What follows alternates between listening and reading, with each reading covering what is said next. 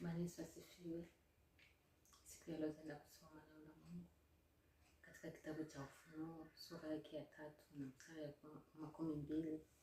Ufunuo sura ya 3 mstari wa 12 nasema hivi: yeye ashindaye nitampa kuketi pamoja nami katika kiti changu cha enzi, kama mimi nilivyoshinda nikaketi pamoja na Baba yangu katika kiti chake cha enzi.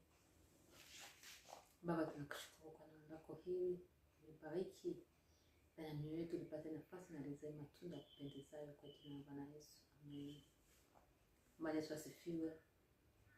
Hii ni ufunuo ambao Yohana ameona katika kisima cha Patmo, na akaona maono ambayo ilikuwa naonyesha siku hizi tunazoziishi sasa, na inaonekana kwamba katika dunia hii tunaishi katika siku za mwisho sasa, kwa sababu maandiko, hizo dalili zote ambazo zilikuwa zimeandikwa zinaanza kutimia, na tunaziona kwa macho yetu zinavyotimia.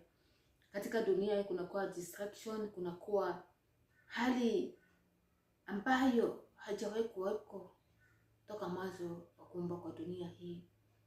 Na sisi wana wa Mungu, sisi watoto wa Mungu, tunapaswa kujua kwamba iko tuwe tayari wakati wote tunapoishi katika dunia hii, tuishi katika maisha ya kumpendeza Mungu.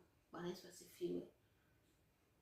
Majaribu inakuwa mengi, hali ya maisha inakuwa ngumu, lakini wakati wote mtoto wa Mungu ujue kwamba inabidi uwe tayari. Inabidi uwe tayari na kujilinda na uchafu wa dunia hii. Inabidi tunamngoja Bwana wetu Yesu.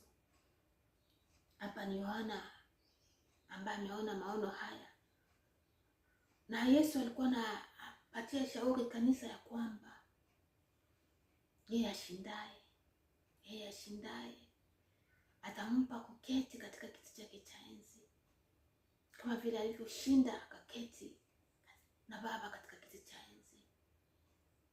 Ndio maana ujue kwamba inabidi ushinde tu.